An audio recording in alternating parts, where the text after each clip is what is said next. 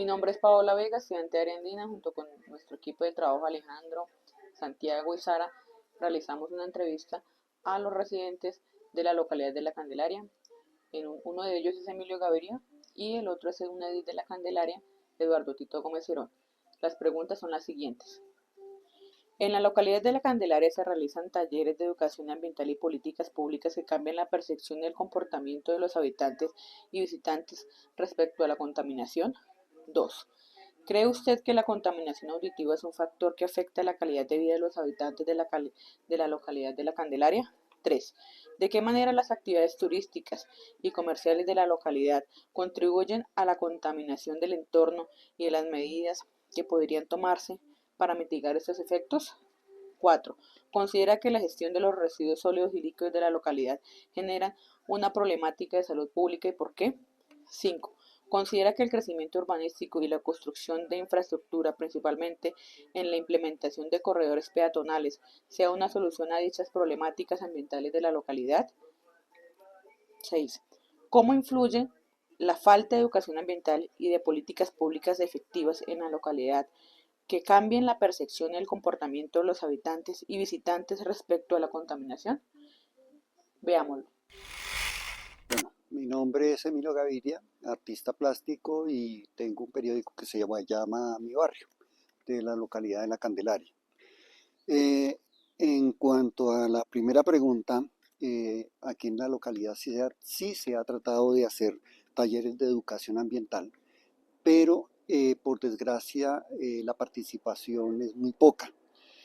El comportamiento de los habitantes es bastante inocua, no están muy presentes todo el tiempo y los pocos talleres que se han dictado realmente quedan en el aire.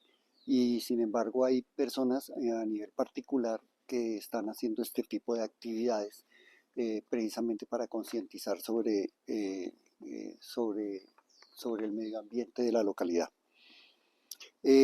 Con respecto a la segunda pregunta, la contaminación auditiva ha venido aumentando en el transcurso de los años y vemos como en los últimos 3, 4 años, sobre todo después de la pandemia, eh, eh, la localidad se ha llenado de bares, tabernas, restaurantes y espacios donde ellos creen que llamar la atención es tener equipos a todo volumen. Y, y a pesar de que existe una ley actualmente para limitar el volumen, vemos el caso de que este no se aplica prácticamente. La policía, ellos no quieren meterse en problemas, entonces no sacan los comparendos que exige la ley. En cuanto a la actividad turística y comercial, vemos que aquí se ha transformado un turismo depredador, un turismo que solamente se desarrolla es en base a la venta de chicha, como si eso fuera lo único para mostrar de la localidad. También la venta de los licores, vemos las calles llenas de botellas por todo lado, talegos, paquetes. Realmente es un turismo que no tiene nada que ver con relación a la localidad, que sí es una localidad turísticamente que podría ser sostenible, pero no con este tipo de actividades que se está aprovechando para la venta de ciertos tipos de alucinógenos, estupefacientes y el encuentro de cierto tipo de maleantes que vienen a atracar hasta los mismos turistas que vienen del exterior. Pues para mitigar esto es simplemente que se empiece a aplicar la ley, ¿sí? Y a los guías turísticos, realmente aquí los guías turísticos, muchos ni siquiera conocen la localidad. Son personas que vienen de afuera, no saben lo que sucede en algunos espacios o a qué corresponde una construcción o a qué corresponde un sitio específico donde haya tenido un suceso histórico, mucho menos de las iglesias, solamente se tienen como unos espacios religiosos y pare de contar. En cuanto a los residuos sólidos y líquidos de la localidad, es curioso, esta es una de las pocas localidades que el carro del aseo pasa 3 y 4 veces al día. Sin embargo, la gente piensa que sacar la basura lo puede hacer a cualquier hora y ahí en cualquier sitio. Encontramos en las esquinas arrumes de basura cuando acaba de pasar el carro haciendo la recogida.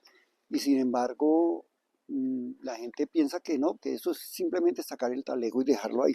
Existe una ley que obliga a la gente que los talegos de basura deben ser sacados a determinadas horas y al frente de sus casas, pero aquí no se respeta eso. Piensan que la casa del vecino es un buen sitio donde botar la basura. Eso ha generado muchos problemas. Los habitantes de calle, por ejemplo, ellos llegan, rompen los talegos, hacen los regueros por todo lado. Y los perros, por desgracia, aquí tenemos un problema de mucho habitante de calle que trae perros. Estos perros andan sueltos y ellos rompen los talegos de basura también buscando cómo alimentarse. En cuanto a crecimiento urbanístico y la construcción, aquí tenemos un problema bastante grave. Se considera que esta localidad no debería construirse arbitrariamente. Existe un reglamento para los arreglos. Pero es curioso, a los habitantes de la localidad que quieren hacer un arreglo de sostenimiento o simplemente de reforzamiento, le sacan multa por hacer esos arreglos. Y encontramos que vienen los extranjeros, viene gente que con alto dinero, con una capacidad de dinero muy alta, y, y ellos sí pueden hacer lo que quieran. Encontramos casas donde han destruido totalmente el techo y le meten insoluz o le meten marquesinas, perdiéndose totalmente la estructura de la parte superior de la casa. Lo mismo que vemos, la mayoría de las puertas ya han sido cambiadas, ya no existe la típica puerta de madera, ya todas son metálicas y ni siquiera tratan de buscar de que mantenga una continuidad de la historia de la localidad. Esto ha hecho que mucha gente pues decida más bien empezar a emigrar, salir de aquí, porque esto se está transformando ya es en un problema muy grave, porque el sostenimiento de una casa o una habitación aquí en la localidad es demasiado costoso. La falta de educación ambiental y políticas públicas, bueno, sí existe una educación ambiental, pero realmente, como lo decía antes, es algo ambiguo porque la gente en la localidad no participa mucho en estos espacios. Y hay gente que sí está interesada, algunos ni siquiera por contrato lo hacen, es a modo propio, con sus propios recursos, tratando de generar como esa conciencia ecológica, pero la gente no participa, la gente está muy dada a que sea la administración la que tiene que responder por esos recursos, cuando resulta que es la comunidad la que tiene que responder por sí misma. Hola, buenos días. Mi nombre es Tito Gómez, soy edil en la localidad de La Candelaria de la Unión Patriótica en la coalición Pacto Histórico. Con respecto a las preguntas, claro, en la localidad de La Candelaria hay una política pública alrededor de los temas de ambiente y allí pues se trata de desarrollar acciones tendientes a cambiar la perspectiva de tanto de los habitantes como de los visitantes con respecto a la contaminación en todas sus formas. Ha sido muy difícil, pero pues poco a poco se va logrando avanzar en ese sentido. La segunda pregunta, que habla sobre la contaminación auditiva, claro que es un factor que afecta la calidad de vida de los residentes, de los trabajadores, de las personas que hacemos nuestra vida en la localidad de La Candelaria y también de los visitantes.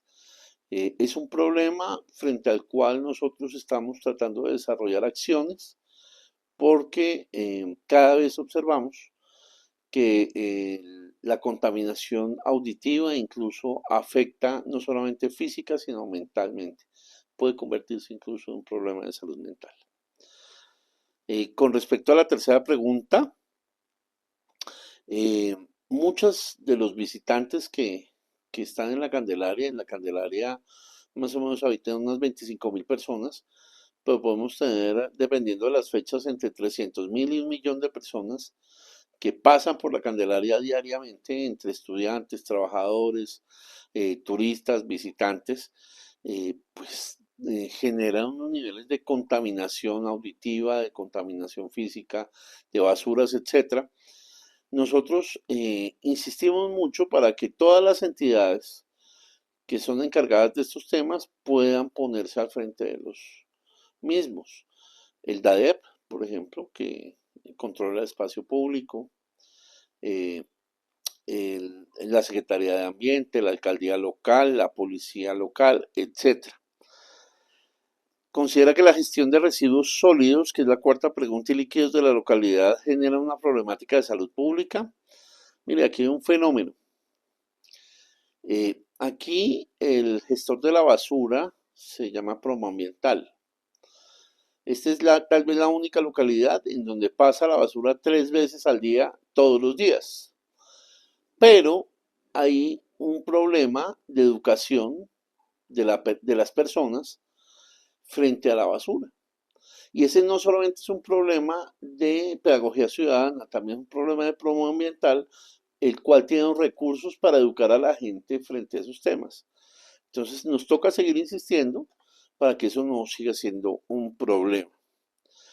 La quinta, considera que el crecimiento urbanístico y la construcción de infraestructura, principalmente en la implementación de corredores peatonales, sea una solución a dichas problemáticas ambientales de la localidad.